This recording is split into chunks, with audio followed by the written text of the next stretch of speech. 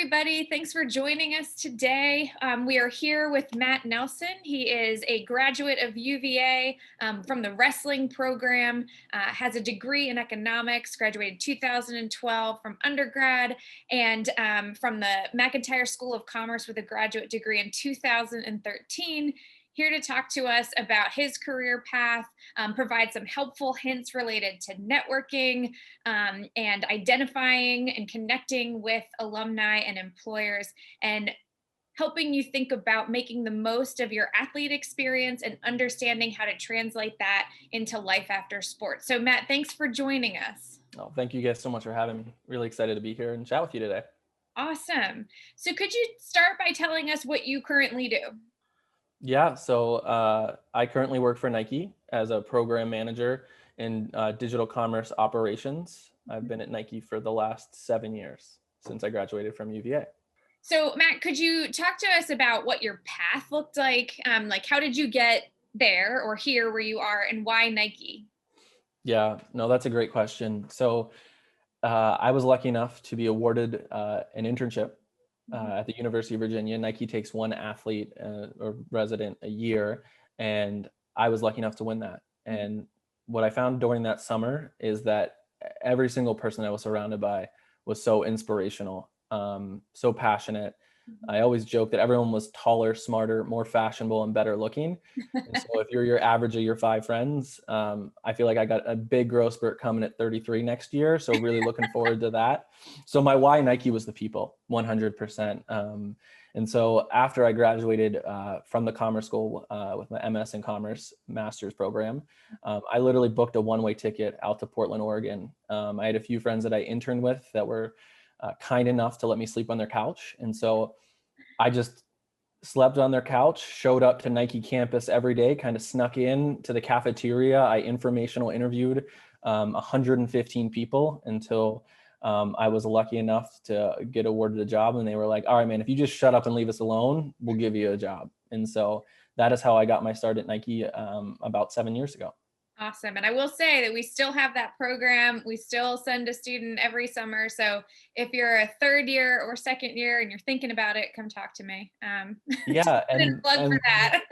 when you get the internship, come talk to me. I feel like every other year I'm like, hey, who's here? Like, anyone want to come hang out, or let's grab coffee on the non-pandemic years, and no one ever Yeah. hits me up. What's up with Yeah. that? We'll I talk don't about know. that afterwards. We'll fix that. We'll fix Cool. that. So, as we know, you were with the wrestling program. So, looking back or kind of thinking about your experience now, what are some skills that made you a successful athlete that translated to or translate to the business world today? No, it's a great question. I think when I look back at my athletic career and how it helps me today, I think it's always willing to do the little things right. Where a lot of people cut corners or aren't as focused. I think as an athlete, you're used to doing those little things, to pushing yourself in ways that are uncomfortable. And that could be having a conversation with someone or going and doing the little things in Excel spreadsheets that everyone else doesn't want to do. And so really kind of enjoying the uncomfortable, I would say, would be one thing. Two, I think it's the ability to work within a team. And I think three, the ability to get feedback from your coaches or your bosses, learn and adapt quickly and grow from there. And so those are things that I see every day in my career and in my work life that have helped me become successful. So we are having this conversation to help athletes Yeah. make the most of an upcoming event, an upcoming networking event. So do you feel like networking is important for them to do? Yeah. So like I mentioned, the way I got my start at Nike was through networking, or what I like to call informational interviewing. I informational interviewed 115 people before I finally got my job. Throughout the entire company, so many kind, brilliant people who were able to share so much incredible advice with me really helped pave the path for me to not only get my job, but to be successful in my job and to really have a successful career thus far. A lot of those 115 people I still connect with and communicate with on a daily, monthly, weekly basis.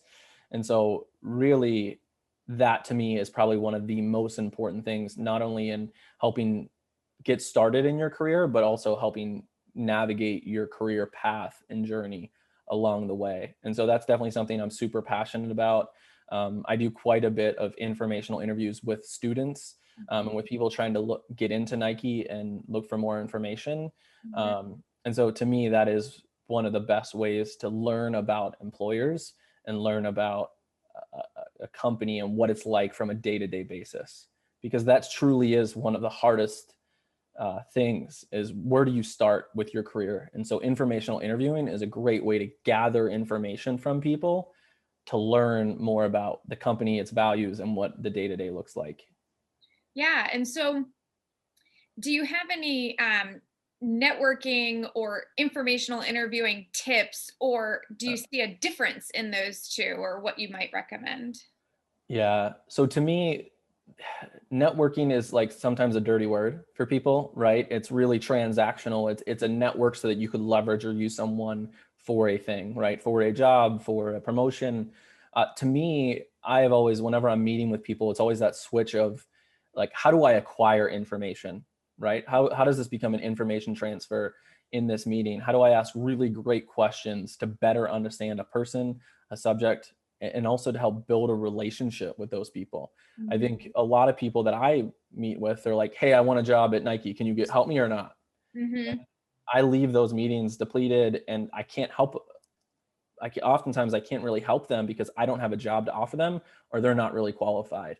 But whenever you're informational interviewing, that's a great way to connect with people, to learn more about them, to learn more about what it takes to be good at the job, as Mhm. well as the challenges they face, so that if you are lucky enough to get an interview, then you have that background, that base of information that you could then speak to and shape your experiences around to Mhm. really help you not nail that interview and hopefully get that job. And so to me, I think that is one of the common misconceptions about networking versus informational interviewing, is it's really, you're not going in there to tell them how awesome and great you are. You're going in there to build a relationship, to acquire information. And then as you share more about yourself, then they become interested, right? Because you're interested in what they're saying. You're asking great questions that are pushing the conversation forward, versus you just telling them how great you were at whatever sport, and the really oftentimes the lack of experience you have, but you took this class that sort of kind of fits, so they should hire you, which is often never the case. So So, and it sounds like, they should come prepared with questions, right? To command that conversation. Is that something you would suggest? yeah, I think the way that I try to go into informational interviews is I kind of come up with the same script based off of who the person is and what the position are, right?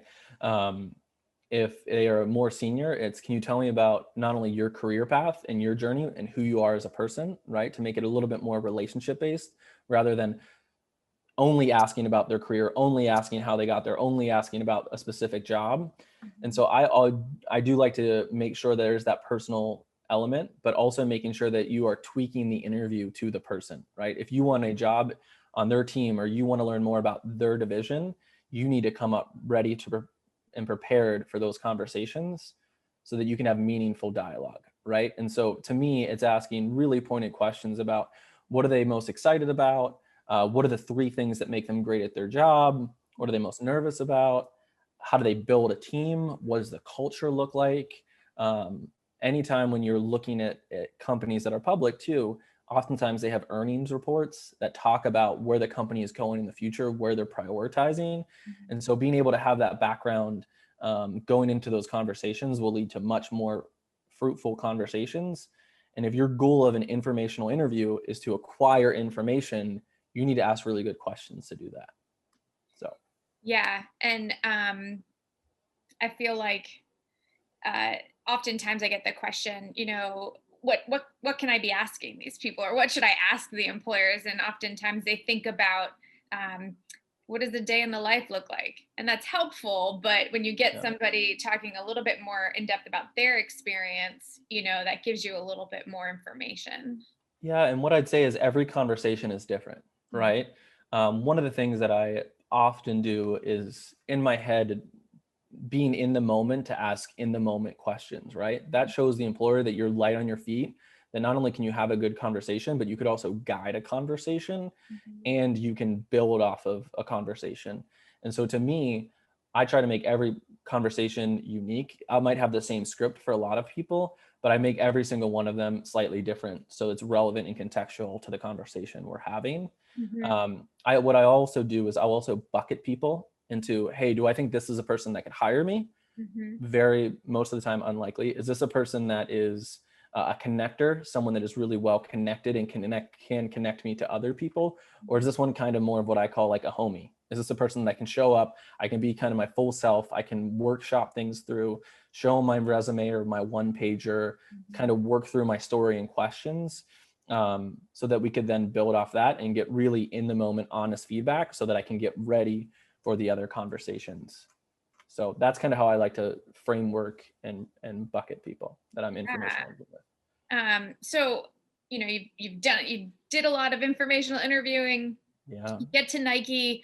How did you decide on a company or a career field? Did you always know you wanted to do this? Yeah, no. So I've been in the e-commerce space for about 7 years now. Mhm. Um, I had no idea, right? I love it. I'm super passionate about it, but I'd be lying if I said that was my dream, right? My dream was just to hang out at Nike with my friends and grow and develop as a human being and someone in the corporate culture. But I kind of lucked out. I would have taken any job, and there were plenty of jobs that I applied for.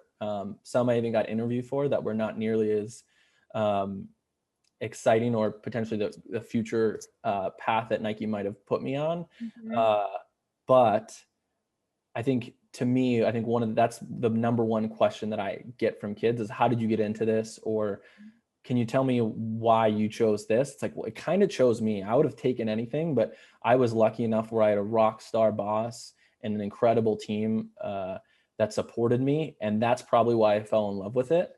Mhm. E-commerce, I sell shoes online, right, and apparel online, and so it is so fun.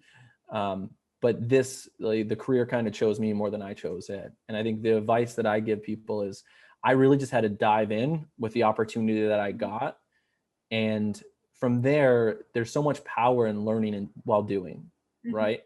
And so my advice to people who are finishing up or wondering where they should go or what they should do is, like, just go do stuff, go do anything and learn. And Yeah. there's as much power in knowing is what you want to do as what you don't want to do, Mhm. through the process of elimination. And so, my feedback and advice to them would be, just try, do, learn, and then adapt and figure out where you else you want to pivot from there. Yeah, So and oftentimes students feel like they have to have it all figured out, or they have to have that end goal that, or they feel like everybody else has it figured out. But we yeah, talked about, when you graduated, the e-commerce space was still developing. Companies, retailers were still trying to figure out how to get their arms around omnichannel and new technology and all of that, and it's still developed. So, how did you evolve in that space? Or, can you talk about a little bit of yeah. being flexible and adaptable? I think what I'd say to that one is, I'm 7 years into my career now and I still don't have it figured out. I'm not even close, right? And I think that's the beauty is of working for such a large corporation like Nike. Is about a year ago, I pivoted into an organization that didn't exist a year ago, right? And so we set up a business operations function globally within Nike. In my first month on the job, coronavirus hits, and Mhm. there's no real better real-time live ops business operations event than a global pandemic, right? And so anytime when you're working through a large company or a small company, things are not going to be like they are today in 10 years, right? So the landscape is constantly evolving, constantly shifting. And so no one ever has it figured out, and the people who think they do, those are the ones that oftentimes get left behind, right? And so to me, what I always try to do is I look up and I say, hey, where is Nike going, right? Whenever I listen to our earnings call, what is our CEO referencing? Okay, he's referencing membership, he's referencing digital. That's a good thing for me, right? I'm in digital, I should probably want to stay there. He's referencing online to offline. That should be a space that I look more into and put resources behind, to learning and acquiring more information about that space, because that's what our leaders are saying is the space that we're going to evolve into, Mhm. right? And so I think it's making sure you are really good at your job first, And then second, making sure you pick your head up, look at the landscape around you and what's happening to kind of guide your career from there within. Yeah. So So, and that's a good segue. Is there anything that the athletes can be doing today to set themselves up for success in the future? yeah. So I have two things that I would say. Number one is network, right? Connect, acquire information. You are in such a unique position where you have professors who are world class in their fields. You have alumni who want to help you and want to support you. You have the career services that have connections. You have LinkedIn where you can find any graduate from UVA out there that would be more than willing, I would say a good percentage of them, to connect with you, to learn from them and grow and develop. And so I would say number one, reach out to as many people as you can in areas that you're interested in to learn what their day looks like, what field they're in, why they chose that field, so that you can begin to just, the way that I kind of describe it is it's like a puzzle. Puzzles are always easier when you see what the picture of the box looks like. So people have already done it. They have what that picture looks like, right? And so acquire as much information from them as you can so you can like basically play with a picture of the puzzle to make it easier for you. So I think that would be number one. My second part is just create, right? If you're interested in data, you can get data and pull and create data sets from any sports that you want, right? So if you're interested in data in sports, like why don't you create a blog about the Major League Baseball and how home runs are up or down, or why the three-pointer attempts are growing in the NBA and what that looks like. Or if you're interested in social media and digital, like creating a page and getting experience, in areas that you won't have experience in if you didn't do this, right? And so a lot of people might not be able to get internships. They might not be able to do that summer internship and work. This is a way to get experience. So when you sit down in front of an employer, you can show them something that's tangible that you created versus, oh, well, I was an athlete and I work hard and I took this class and I thought it was cool, so hire me, Yeah. right? Versus if you're going into a company and saying, hey, I built this or I created this, here's what I learned while I'm doing this, here's who I partnered with and what I went through, that tells a lot better story, is a lot more relatable to the business that they're trying to go into, and will give them experience without actually having necessarily that experience, because that is really hard. Oftentimes, even entry-level jobs at Nike are looking for 1 to 3 years experience, and that's an internship plus. And so, Yeah. one, if you're in your summer workouts and you can't intern, or two, it just gives you that upper leg against the rest of your competition. So network, create, and just do, right? That'd be my best advice. Awesome. And, it might feel like from the athlete perspective or the student perspective right now, like we're trying to get them to engage in this skill set, and never use it again. And I think what we're seeing from your story is, no, it's an important tool regardless of your first job out or your second or third or 5 years out.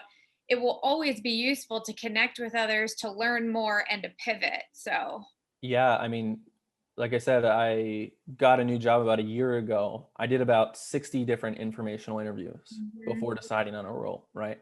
Because I really wanted to make sure that the place I went next aligned with what my passions were, what my pillars are, of what I call like the things that I stand for in the jobs or in my day to day, and things that I'm passionate about. So it makes sure it aligns with the different organizations. And it also was that chance to look up and see where teams and people and us as a company are going. So not only did I do that to get my job, but it was also what I did to change out of my function and get a new job. So definitely relevant. Yeah. So wrapping up a little bit here, is there any other advice that you wish somebody would have told you in your last year of college or before entering the job market? Yeah, definitely. I would say one, stay as long as you can. Um, a lot of you guys won't get that Billy Madison reference. I swear I'm not that old and still pretty cool. But I think just going into it, and as you look to get into your career, I think it's deciding what is most important to you, right? I had teammates and friends that decided, hey, I'm moving back to Cleveland, Ohio, because that's where my family and my girlfriend live, right? I've had people who said, hey, I'm going to work on Wall Street and I'm going to be in New York City. And telling people that I work on Wall Street is what's most important. And it doesn't matter if it's a small firm or big firm. I just want to tell people that I work in, on Wall Street. And other people are, I'm going to work for X company so my parents can be proud that I work for one of the big four consulting firms or one of the big four accounting firms, right? So to me, my why was people, right? And I had turned down 2 job offers kind of after graduation um, to move out here on a one-way ticket to be with the people that pushed me and made me better. And so I think one would be finding what matters most to you when making a decision and letting that be your focal point. And then 2, I think similar to being recruited, you did it because you would have great teammates, you had great coaches, and you love the atmosphere in your environment. And so as you're looking at employers and work post college, make sure you keep that same mindset, right? Make sure that you are, around people that you enjoy and are pushing you to be better, right? Because it does make all the difference. One of the biggest success factors is the people you have around you. Make sure that you do have those right coaches and bosses within your organization who can champion you and can sit you down and when you're not doing the things you need to as well.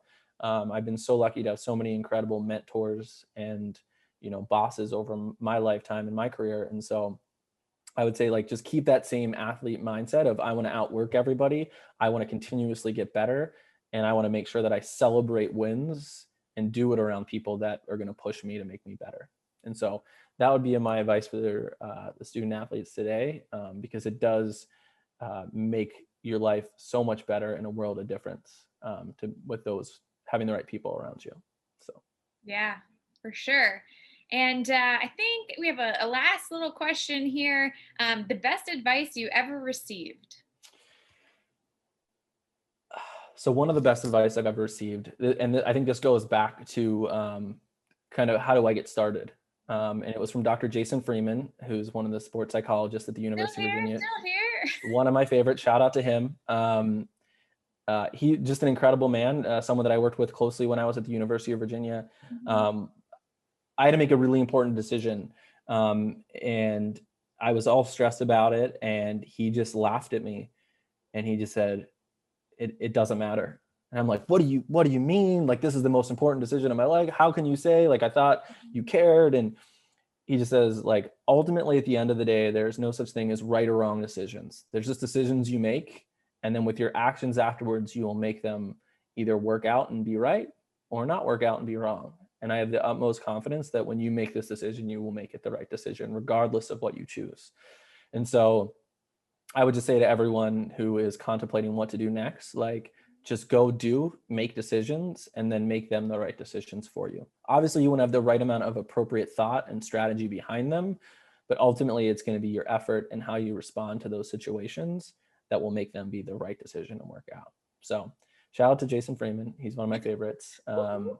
Yeah. And he's such a wise man. If you haven't worked with him, you should go see him. He's the best. So. Yes. Well, this has been wonderful and informative and helpful, and I hope that the athletes gain something from it. I'm sure that they will, but I also hope that you see that our alumni are friendly, engaging, and they want to help. And Matt has been tremendous for us, obviously in this moment, but also in engaging with athletes on a consistent basis. So, hopefully it's encouraging you to take some action and listen to the words that he said. So Matt, thank you so much for joining us today. Yeah, thank you guys for having me. I appreciate it. And we look forward to having you back in Charlottesville at some point. Awesome. Look forward to as well. Have a good one, guys. Thanks. Thanks for having me. Bye.